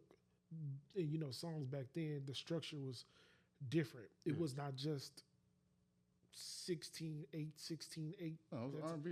It's real R&B, R&B artist. You know what I'm saying? 12, then 8 bridge. Right. Yeah. So I had to go in and, do what I needed to do to make it sound like it was a song. Like it would like a fit. rap song. Right. Yeah. So I had to go back in. I sent it back to him. He loved it. You know what I mean? Shout out to Dot for putting me out, saying my name on the song too. Duke, you a fool for this one. Yeah. And people that don't know me, that they don't know that I have like people say D, Derryk, or Big Duke or Duke. You know what I'm saying? So I got like a few different personalities depending on how you know me. You know what I'm saying? People that know me with that name, they usually got a connection back to my middle school times. You know what I mean? Yeah. Mm-hmm. But I think that's what it takes. I mean, we're watching, you're naming all these people, and it's really just collaboration. Absolutely. That you're seeing. I think about, we haven't named George Young.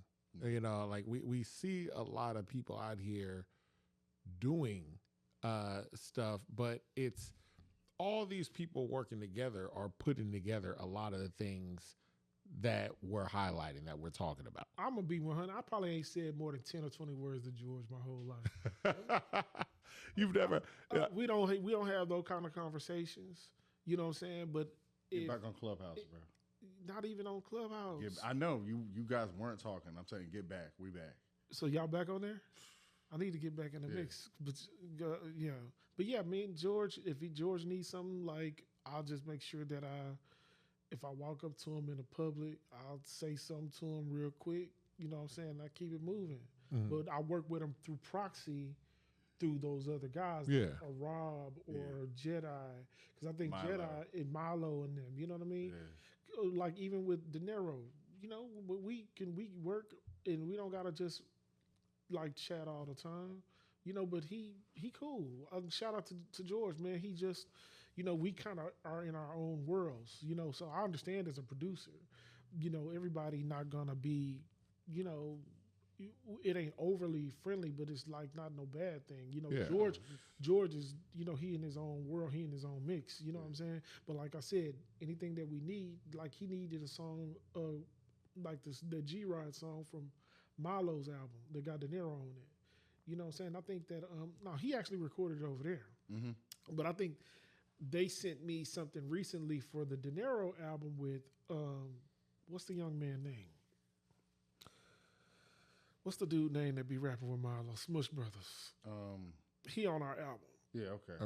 Y'all know who I'm talking about. That's not disrespectful because we gonna get his name. I'm saying it's disrespectful for me. Nah, because you know they music too. The other half of the Smush Brothers. We're not gonna. Y'all gonna edit this part. Y'all gonna have to mash that. Thank you, Cash. Retro Cash. Retro Cash. There we go. Yeah, Retro Cash. Yeah, I remember my stuff. Yeah. Y'all know y'all stuff, but man, shout out to Retro. He's actually on the album that we got with with me and De Niro. You know what I'm saying? The song called it's called Guarantee. It's a banger too. It's another R. Kelly sample. Shout out to Robert. We're not gonna relax. Okay, relax. Hey, I ain't saying that he was. You know what? I just said shout out to Robert. Look. Man, I didn't say. We let the first one go. Hey, in my humble opinion, shout out to Robert. Does not agree with everything that gets said. We listen and we don't. Hey, look! Shout out to Robert. In prison for doing something that he had no business. And he should stay in prison right now. You know what I'm saying? My man need therapy, bro, because they don't talk about him being violated. You know what? You know, we don't talk about. He does need therapy. But I will say, remember like that Boondocks episode fairly early on where he was like, "Dog, if y'all love Robert, get Robert some help. You sure get Robert some therapy. He needs like that." But I used to drink my mama coffee, and I used to wait for the piece that had her lipstick on it. It was like I was kissing my mama. I was like, keep that to yourself, Robert. Prison is not therapy. It's not. No. Prison is not therapy. Not I'm not even giving him no grace for what he did. Yeah. You know what I'm saying? Like, if you know, you know. But, we know. No. But you sampled the song. I don't know. I'm gonna sample. You're gonna sample the song. The songs. I'm gonna sample the song. The songs are the songs. I'm not even a big pushback on like deleting, and I understand people not wanting to listen to it. I understand people being like, "Oh, I can't." We don't offer him no grace. I can't listen to that. Aaliyah should not have been singing "Age Ain't Nothing But a Number." Yeah. At that time. Yeah. Because we now know that it had deeper meaning. Oh yeah. You know what I'm saying? Like, don't all of that. Don't let me start talking about some other shit. I mean, with him in the background where it's not focused, it was kind of creepy still too. On the cover. Yeah. It's like, I'm like, man. But I feel you. I still listen to R. Kelly because, I mean, if y'all still going to listen to Elvis. Yeah. I'm listening to R. Kelly. Yeah, people are very, they're very... selective. Yeah. Selective. Yeah. Well, you know what? I think it's our people are a little bit more... we hold our folks accountable. That's what I'm saying. We hold our folks accountable. I don't think it's our people. I think our people pay attention to our stuff. Right. And so we make comments on our stuff and they be like, you know, talk about Elvis. So like, nah, our people don't really know about Elvis because we know what Elvis is. Like, we like, nah, ain't nobody paying attention to Elvis. Now we are seeing like other people, I'm not going to say which people, but other people, tend not to care about that. They don't appear to care about none of that stuff. The Repstein class. They don't care about none. So I try to push back on a lot of the critiques we had because I understand where it come from. Like, we only focused on, like I saw... they doubled down hard. They doubled down too fucking hard. They have come out from the top down. But again... I'm telling you, dog, I'm going to send you that book. Read that book, The Barn. Like, you know, it's all like... You're going to have me reading a good book. I'm going to probably start I'm telling you, it is so good. But it also is like, sometimes people will come to me and they be telling me the stuff, you know, the government does, da, da, da. They're like, oh, it's crazy. And I'm like, oh, historically, like this government has always played. Always. You know what I'm saying? They got a scene in the barn where they talk about like one of the Supreme Court justices just going through taking bribes on land that they handing out in Mississippi. He's a Supreme Court justice. Supreme Court justice. But here's the thing. The Supreme Court ain't never been... We had kind of one good year, maybe four good years of Supreme Court. Like, the Supreme Court is the Supreme Court. It's always... Your ancestors got up, put on their best clothes, went up before them, and they said, hey, we heard all your stuff, but you're also not a full person. Like, that's the Supreme Court. You know what I'm saying? Those other people so now we be like, dog, it went bad. I'm like, no, it was always bad. Recognizing that badness is how you have to, like, don't be fooled. Like, well, you guys should get over it. The thing that I think is the worst thing for people nowadays is technology. Technology's gotten so much more advanced here in the last 5 or 6 years. Because I mean, we had internet in 2006. Yeah. In 2000 and we don't know when 2006 now. With Epstein when he got found guilty. Yeah. I think it was 2006. Am I right? Yeah, something like that. So, but we've always seen glimpses of it for the people that know. Excuse me. They people have always known about what he was doing. Social media that got us here, though. Social media has got us where we're at. The early 2010s, because I remember when Instagram came about, that's when the world to me really changed, because the spread of information. Yes, we had the internet, but it's on your landing page, and nobody read anything on that. And now you're seeing everything happen constantly. Reminding you get on Twitter, you get on Threads, you get on this, and it's all there. Then you have to do your research. That's also us, and I think that's the other thing: the ability to be able to do the research. Right. I would say, not so much the internet. The stuff is definitely a problem. Right. Mainly because there are no organizations right now, like for this case right now for Epstein. What media or what news would you even go to at this point? You can't trust none of the big three. The big, and they're all trash. At this point, it's hard to get anybody. So basically, we don't have a big three. We have just a million people. Just, I read this, and it devolves down into gossip. My problem is they know that. Right. You know what I'm saying? Like, when they sit up there and they were talking about, same thing. They were like, oh, why'd they hold these files so long? They held these files so long doing things like back in 2018, opening up that call line. Hey, just call and report. This is a plan. Like, this is why now when news comes out, hey, I don't know who's on the island. Jay-Z, Pusha T, da-da-da. It's like, let's flood the way. I hate a conspiracy theorist, bro. Me too. Like, it's like, bro, y'all really just believe anything. Niggas think Beyonce is a devil worshiper, bro. Yes. I remember that time. And it's people like seriously have doubled down into it. And that's like, look. Yeah. They were like, she was 14 years old and she was, look, bro. When she was 14 or 15, I've seen her at Welch Middle School. Yeah. Jay-Z was not around. When you asked for a hug? No, that was at Robert E. Lee. That was at Robert E. Lee. We was trying to, when that nigga Big Lurch was walking down the hallway. It was like, you ever seen it's one of them scenes in Friday where they turn around like this and they kind of looking back. I think it was I think it was the first Friday.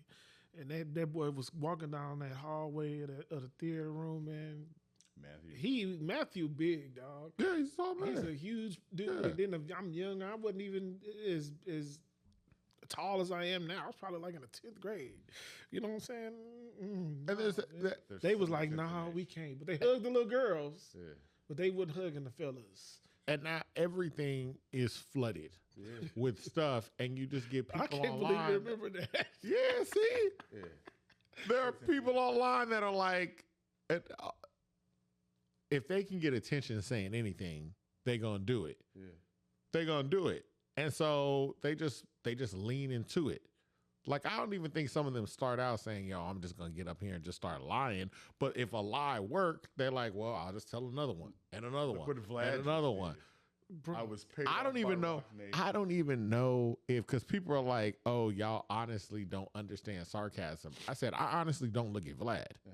I never pay attention to Vlad. So my whole thing is, I assume everything that comes out of Vlad's mouth is dubious in the first place. My biggest thing about that, though, is, yeah, it's hard to decipher sarcasm online in written word. In it text, just is. It's hard, unless you're reading a book. You can't. All I think with this is you're trying to get attention.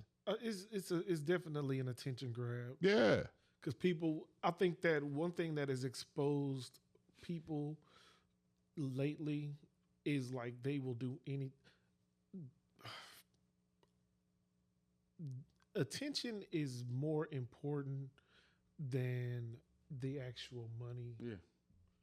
I'm looking at the stuff with Glorilla sister and her sister. You know what I'm saying? Shout out to Glorilla. I like Glorilla. I won't disrespect her. Brorilla. I'm not going to do that. I'm not going to do that. I'm not going to. Her name Victoria. I was just mentioning. I didn't want to do that because I feel like that takes it to a joking mode where I'm just like, dog, that's not There's a podcast in Houston. I'm not gonna say their name, but everything that they say is negative about the artists that are here in the city. Yeah, you know what I'm saying, and I just see so many different opportunities, and it's like, bro, the only thing that you do is you shit on the people that came before you. They don't even know you, and you're just being negative to them. I got my own grievances with. Sir, I could have grievances with artists because I've actually done business with them, but I'll never air them out. Yeah. You know what I'm saying? I think that's just the way to keep it. When I see people negative online, most of the time, I go to their page. Right. And if I go to your page, I'm going to say 8 times out of 10, a negative person, if I go scrolling through, all your thoughts are negative. Pretty much. And I'm not saying all your thoughts are negative. You've been conditioned to the idea that the only thing, it's easier to get attention by being negative. Right. It takes a lot more effort to put yourself out and say, hey, I like this thing. Right. I like this thing. That takes work. Right. That takes a lot more work. And it's work that might not last. I could blow up like the whole interview just being negative. Oh, yeah. You know what I'm saying? Yeah. That's why I was like, when you hit me with the J. Cole thing, it's like, bro, you put me on the spot.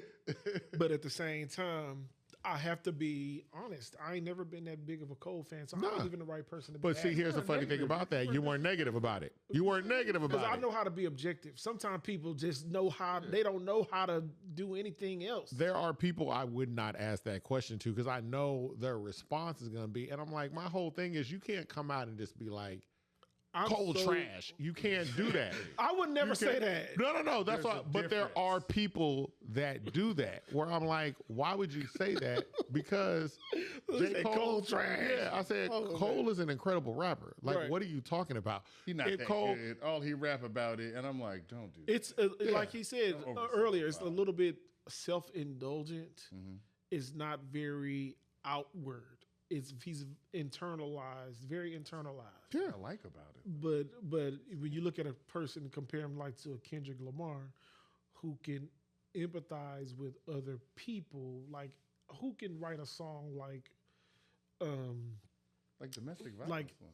Not even a domestic violence one. I mean, just like a reincarnated, where you take on the persona of Dinah Washington or these other people, and then you bring it back to yourself and say, well, this is the gift that God has given me and I need to do better. But then he kind of say, well, God is going to hold you accountable even more because you talking all of this good shit, but you still kind of a jackass because you like war. He's like, I don't really like war. Yeah, you do, because you thriving off of this. But that takes introspection. And that might take somebody looking and being like, hey, let's take a look at this. Right. Let's focus on this. Let's push in that direction. It's a very difficult thing. Yeah. And I think that's where I can thrive as a producer too, because I don't have to say the words. I can give you an idea and say, hey, let's say this, let's do this, let's do this. These are still your words, but maybe just like even with a song like pick and choose. I ain't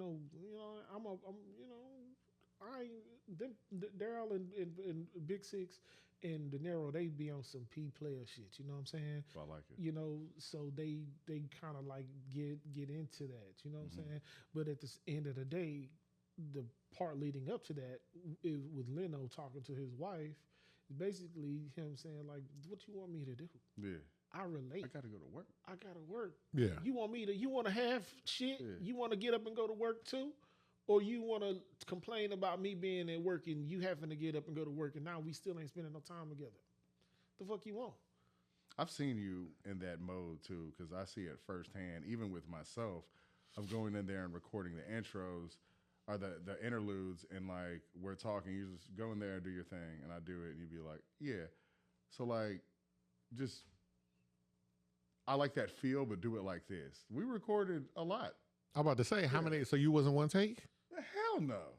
How many takes was it? With an interlude, you got to do it a few different times. Yeah, because you got to sell it. You got to even like I went and changed the interlude on the part between. So you cut out some pieces on the one Sabrina's interlude going into the song with Rob and J.R. Houston. We don't talk about J.R. Houston enough either. He really is the person that I really cut my teeth on developing. You know what I'm saying? But and we'll get to that. But there's a part where he said my boy Chip get on my ass because he's like, I said something crazy. Yeah. So what you gonna do? I said something similar like that. He was like, man, like bro, like it's like he just because I knew it almost sounds unnatural because I had to go back and do it. Yeah. So he pretty much just give me shit about it. But I'm not gonna change it. I'm gonna leave it the way it is. Yeah, but it's just. I felt like it's like The Chronic. It's made to sound. Yeah. Well, The Chronic. If you go back and listen, it's like to the Pyramid. Come on, we know that's not real. It's The Chronic. But it sounds fun. It does. I can skip it, but it sounds fun. Not skipping it. Yeah. I'm gonna skip that mug because I need to get to lyrical. I want to get to the bang. music. Yeah. I want to get to lyrical gangbang. I don't want to hear the doctor's office. It sounds too horny. I don't want to hear the doctor's office. It's too horny. Yeah. You know what I'm saying? Yeah. That's why I didn't do no overly. Sometimes the stuff be overly sexualized, and Dr. Dre was. They was doing a lot. What's your phone number? Oh my God! But it's excellent though. Okay. Because it's excellent because of the sample and the way that Johnny J put it together. The 2 minutes of the song, Mike. The 2 minutes of the song are perfect, but then after that. It was excellent. It's like a 3-minute phone call. It is. Yeah. But you know what?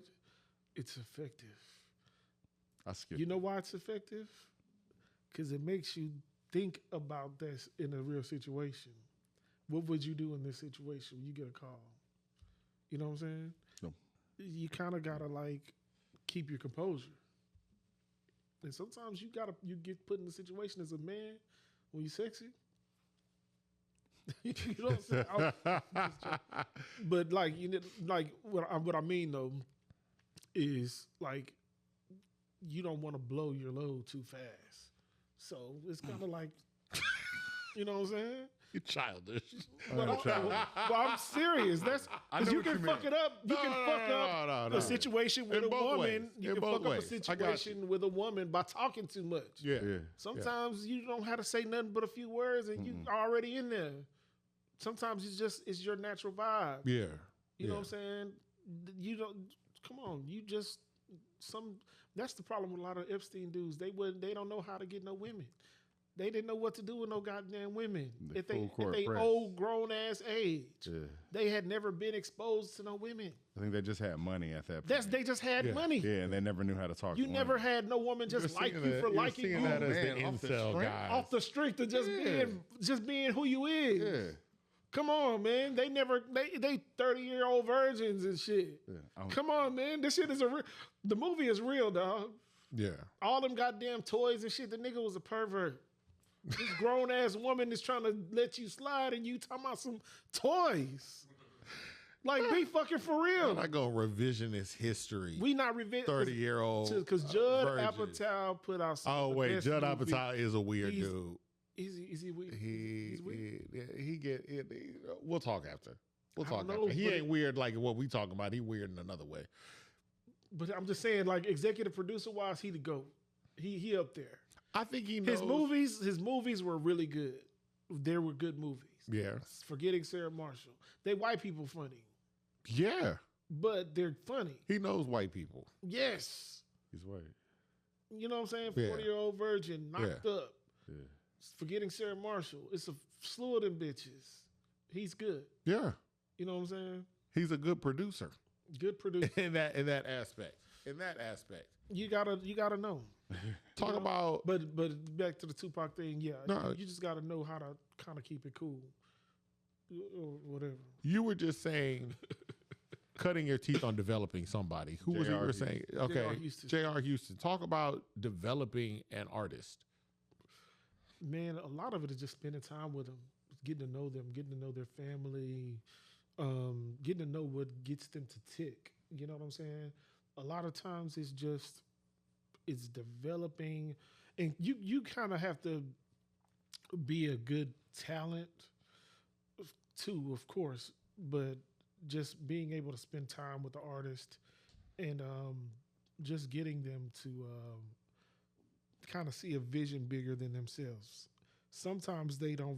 Artists don't know the kind of effect that they have until you put them out there. Mm-hmm. You know, we knew that JR was good or Josh was good. First of all, people that don't know JR, he a white dude, so he kind of gives you the thrill of surprise. He don't look like he sound. He used to walk around with a little Justin Bieber haircut with the bangs and all that stuff. But when we would get him up there on the stage with us and perform, he would blow the lid off of the jet lounge. You know what I mean? We were already good at what we did, you know, with Mob Life and the other guys that we had. And then Josh would come through because we didn't always let him perform. We just needed him to just see what it was like, and then let him. You know, you do the development part. Yeah, you got to let him just kind of get a feel for everything. We get up there. He didn't even drink or nothing. He was like still in high school athlete mode because he was working at UPS. He wasn't doing nothing like smoking or drinking at that time. You know. Not that I know of, but because he didn't smoke in the studio, he didn't do anything. So we would have these shows at the Jet Lounge every Wednesday. We might probably do once or twice a month. We didn't go every single Wednesday, but it kind of gave us an opportunity to get, you know, to just kind of get people to let them know that we were performing. Mm-hmm. You know, shout out to my boy Ron Adams. We'd be up there with 3 Bubble, D Risha, you know, and then we go up there and do our part. We would go up there and knock it off. You know what I'm saying? And then Josh would just be the icing on the cake because people would see him and then they'd be like, he would like really fuck up the crowd. You know what I'm saying? And then the music started getting better. Our production started getting better. You know, we was doing original shit. We even really, because even before Serato Sample or The Machine, sampling was hard to do on something that did not have MPC. You know what I'm saying? If you didn't have an MPC, sampling was difficult. I didn't know how to use Dr. Rex on Reason. Yeah, I don't even like Reason was hard. Fruity Loops, it was a bit. It started to get easier. Yes. Yeah, and it gets more easier as time goes by. Right. I started on Fruity Loops 3, and it was just like, what? We used original music because we had to. Yeah. We did some samples like every once in a while, but I ain't sampled so much in the last 2 years. I probably did like 100. I see. 200 or 300 songs. Yeah. When you talk about the technology, it just I've literally looked at your program, and I was like, you were trying to get me back into production. And I was like, it's so much easier now. It's so much easier. Thank Jesus. Everything is so much easier, and it just the ideas just come out fast. You know what I'm saying? But yeah, back with Josh, man, he really just trusted me too. If you don't trust the person that you working with, you always standing over their shoulder, it ain't gonna work. Because I'm gonna be like, I ain't no goddamn animal. You know what I'm saying? You ain't no order taker. Go somewhere else. I don't know too many artists that left from where I was at and really just turned into something. You know what I mean? That's not to talk bad about them, but a lot of people don't want to be told what to do. With a producer, you know why people like Michael Jackson thrive so much? Because they were allowed to be guided. It's like kind of back to our conversation with J. Cole. He's good, and his fans love him, but he ain't gonna develop and cut his teeth like it would be with Dot. Yeah. Dot wasn't the main artist. Yeah. Dot was never the main artist. No, not at all. It was J-Rock. You know what I'm saying? Yeah. You got Ab Soul coming over there who's more lyrical than Dot. You know? But Dot had to like borrow pieces from all of them. And then you looking up to somebody like Tupac. You know, you come up forged in an era with in a city where you got Ruthless Records, Death Row Records. You listening to Bone, you listening to the Dog Pound, Dr. Dre, The Chronic, Tupac, all of these different. And then plus the other stuff. He like Jeezy, he like freaking E40 up there in Vallejo. In Vallejo. Come on, man. Yeah. There's so much stuff that you can take in that's good. You know what I'm saying? Because the sound that's from California now is really a derivative of the stuff that they was doing in Vallejo. It's the Bay. It's all the Bay. That's like all of that stuff that. But most of them, I feel like that are honest, will genuinely admit, like, yo, a lot of our slang. I mean, Snoop has said it. Like our slang, this is Bay, right? Like I heard and him this Houston too. I heard this person Mr. doing 3-2. Exactly. The original exactly. Snoop Dogg. People don't recognize how much, and that's why I always go back. I like hearing artists. Like I like hearing stuff about Kendrick or hearing snippets of how Kendrick sounded before he was discovered, and then watching him go through that production phase. Right. Should we talking about just offshoots? A Schoolboy Q, not even a rapper. He wasn't not even a rapper. And now he puts together but now fine body of work. And that's through production. Love some Schoolboy Q. Oh, Schoolboy Q is my favorite out of all of them. But it's really because I'm watching somebody like, he is my favorite because he's a testament to production. I'm not saying like, yo, like gun to my head, who's your best rappers you picking out. I'm not saying, yo, I'm putting in school. Kendrick Lamar is incredible. Ab-Soul is incredible. But I like listening to Schoolboy Q's album. He's a testament to production and work. You get in there and collaboration. You will get better. Yeah. And some people just they trust the process. Mm-hmm. You got to trust the process. Yeah. It is a process. That's the main thing. Like when I talk about when I was talking about JR or when I talk about Craig, I had to get him to kind of slow down a little bit. Cause like you got to trust the process. It's a difference. You're not just recording some shit at somebody's house. Mm-hmm. You know, you gotta like I did a pre-production beat for Fantasy.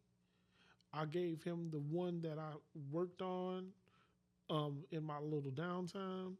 Then we had to go back and add Big Tonka to the hook. Then we had to like master it and mix it and make sure we cut it down. Then I had to make the version for the album.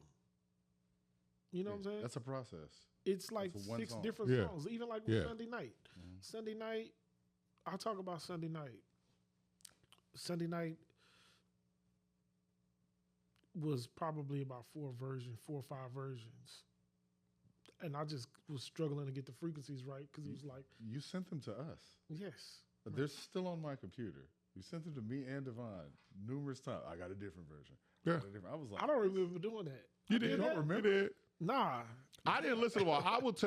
I will tell people what are the things that I love and hate. It's like a love-hate because artists will send me stuff and then I will like that song.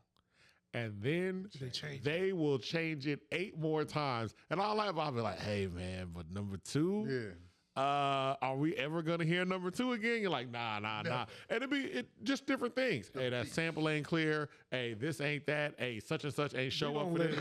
We're gonna let it rock the way it is. Yeah. Ain't no clear no sample, man. We're gonna let it go. We just gotta let it fly, man. Because we not finna be playing with we're not finna be playing with these people. That mean if it's doing good, that mean that we actually. That means it's getting enough attention. Yeah. You know what I'm saying? And that means that it's affecting people. Mm-hmm. that means that we have an effect on people outside of just that one song. So we got to take it off. Fuck it, we'll do. You can make a different version. Yeah. Look at what's that one Tupac song?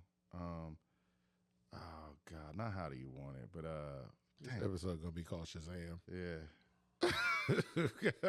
What song? We do not remember which one? It has the No Diggity beat originally, but then they took it off the radio. Someone Toss It Up? Yes. Toss It Up. Yeah. Hey, remember Toss that? It Up? They dropped it. We did that a few times. We've done that a few times. So They like put I that said, on the radio and then they took it off. Computer Craig, yeah, we did that.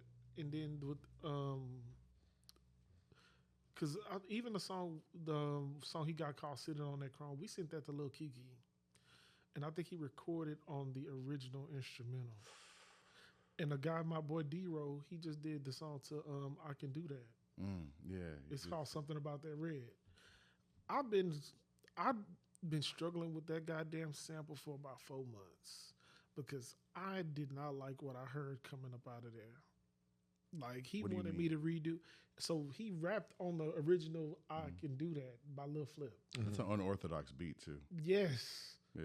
And people don't give Lil Flip enough credit. I'm gonna let y'all hear it as a matter of fact. Okay. Shout out to D-Ro. You know what I'm saying? He from Louisiana, but one thing that we gotta understand as Houstonians, we could talk all day, dog. But we got an effect on people. Like somebody even reached out to me for 15 CDs in Japan. People like fuck with our stuff tough. Yeah. Like dude 180 grams. Shout out to him. He's in Florida, but he making beats for people like EDF. Yeah. Sending tracks to Dot. You know what I'm saying? Like the dudes Rocky's whole career is Houston. McDavid. Yeah. I think he's in Russia. I'm sorry, there's a gentleman in Russia named David McDavid? No, not David McDavid. Okay. His name is David. Okay. McDavid. I don't know how you say his name. Yeah. But he in Russia, man, he got these Houston-ass placements, though. Yeah. That's awesome. Like he's the truth. You know what I'm saying? Very solid-ass producer. You know what I'm saying? Like they be giving us a run for our money. But that's why I'm He did this on Windblow for Craig G. Yeah. Okay. Yeah. That's why I'm adamant about making sure that people recognize and highlight. I mean, it's not a one-to-one comparison, but there are so many black musical art forms where it's like it was a rich culture and then other people recognized it and then they started making profit off it. Like other people are like, oh, I get it. I see what y'all doing over there. And the other people, and these are just black people, like your album, just rapping about their day. Just singing, making music about their life. Right. Like, yo, this is how my life is from Friday to Sunday. Right. And that's hitting people in Japan, in Russia, in da-da-da. Like they're like, oh, I see that. I like that. Your article helped out a whole lot. Your article really did. I will say, look, my pushback when I make critiques about Houston, it is largely have the industry, and it is largely Houston media. My critique on Houston is mostly it is media as the foundation, and then it builds up from there. If you don't have, like you talking about the article help, I be telling people all the time, like I know everybody legitimizes you because they'll say, "Oh, nobody reads," but I was like, no, the people that you want to read, the people that you want to see your music, they read. They read. If people are going to come down and they're going to look at stuff, they're looking up articles, they're looking up things. Yeah. These are the things that are kind of legitimize you. Right. Yes, you can pull up Instagram or TikTok and find a bunch of videos about such and such, but we also know that it's easy for a lot of people to just create videos. It don't take a lot of effort.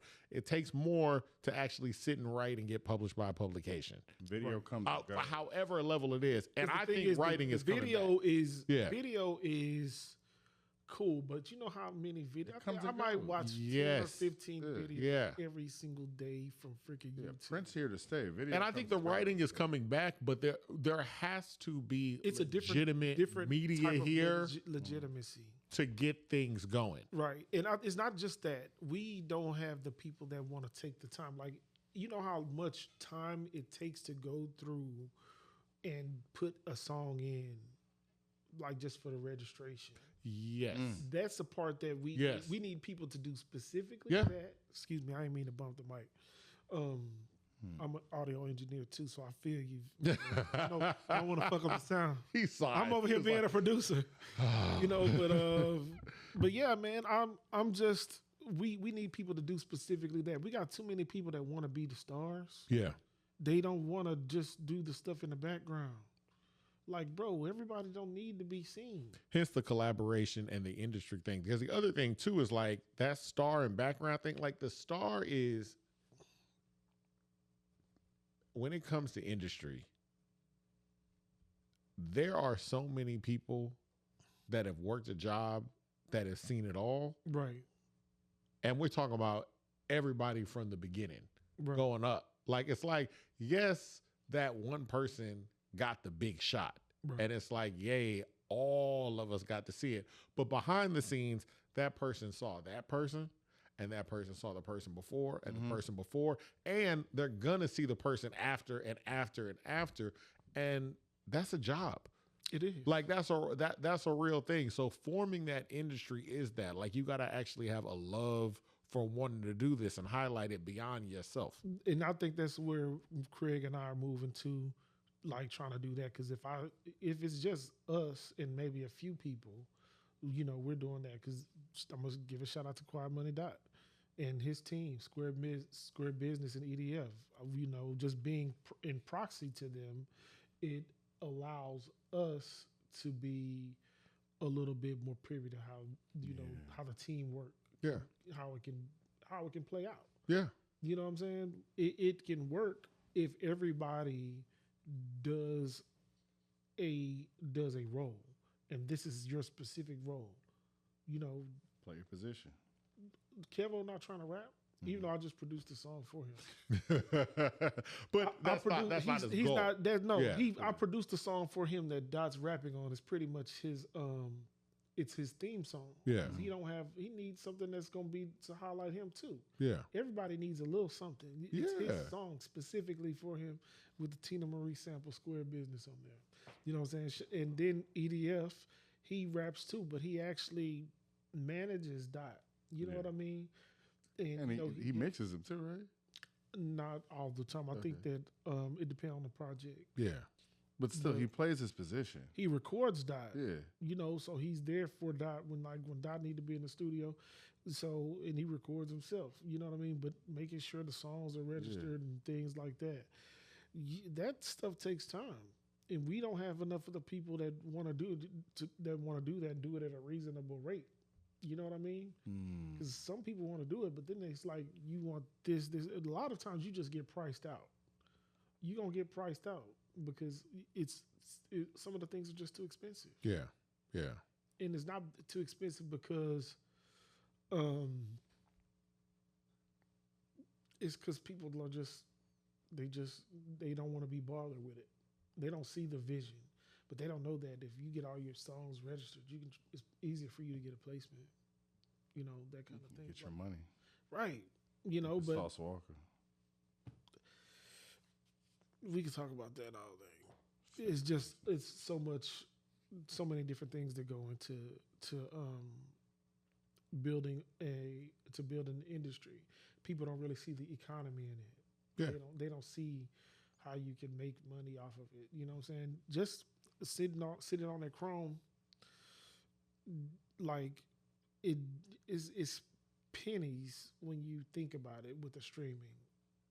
But just watching the video take off, you start to see money. Some people don't get nothing but a few cents. But if you start asking people to buy your music, they will buy it. And then when it starts to go viral, like I think that song gonna hit 100,000 views on YouTube. Yeah. Then people are buying it on iTunes. You have money coming in. Yeah. I've seen a little bump. It's like growing a tree. Yes, and that's why you see people putting out so much music over and over and over. Because if you can record yourself and you ain't really spending that much money on beats, but you got a core fan base of people that's buying your stuff over and over, and they really believe in the work, and then they just like your personality. I see why Dot can put out so much music because, it starts to work itself out. Absolutely. You're seeing that growth that's coming out of it. It starts to work itself out. Yeah. And that's kind of how it is even with Craig or LES. Yeah. They start to see the how the system can work in their favor. Yeah. You know what I'm saying? Yeah. Just like now we're getting ready to do the Incredible 2. In addition to that, we got the project with Mr. Lee. Mm-hmm. You know what I'm saying? So we're looking forward to that project as well. It's just I want to start. That's why I'm going to do a deluxe. I'm adding more songs to it. We ain't dropped no videos for it. Now we about to have 2 in the tuck. So yeah, and then I think that even with Craig, he's developed over the last couple of years because he's starting to be a little bit more deliberate about putting the music out because he knows what it is. When you put the music out, you stand and he talks about the algorithm a lot, talking about because you don't want to ever lose the attention of people. But some people, they try to get the attention the wrong way. He's doing it the right way. The right way, yeah. Because it's about the music. It's not about no other, it's not about being the loudest and the wrongest. Some people, they loud and wrong, but the thing is, folks still watching them. Ray J, I don't know. Ray J eyes was bleeding a few minutes ago. Boy. I wouldn't even say that, man. I'm talking about. I won't talk about people that's not here. I'm talking about people specifically in our city. Try to tear us down.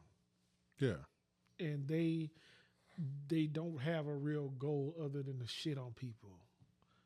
That ain't cool. That's not. And my thing is, it's not. I don't think that the negativity can't get you to a point. Right. I just don't think it's sustainable. I don't see too many artists like any entities that come up and even the big ones where I'm like, people be like, oh, such and such change and went positive. I'm like, yeah, because the negativity is not sustainable. Like, it's not. There are people that we still see that like they still be negative. I'm like, yeah, they've reached that they have a ceiling, and sometimes that ceiling is good enough for them. Right. It's nice, but a lot of times those people that flip be like, yo, let me go to something else. Let me highlight the things that I like. Like I said, if I go to your page and I can just go scrolling through and it's like, you only talk about what you don't like. I never hear you talk about what you do like. And that's one of those things about music. Like, it's like, yo, if you don't like J. Cole and that album came out, again, this is why I don't even have a problem with what we were talking about. And you picked up your phone to let the world know, hey, I don't like J. Cole. And I'm looking at your video, and then I go scroll through, and I don't see an example of anything that you like. Like, I said, that's just weird to me. I've had people... That's weird to me. It's very weird. It's very weird. Yeah. And it's like, you have people... I've had folks, man, so when Gen X dropped, we got a little group chat. Bro, you can't get in a group chat 15 minutes and the album just dropped and you calling it mid. Yeah.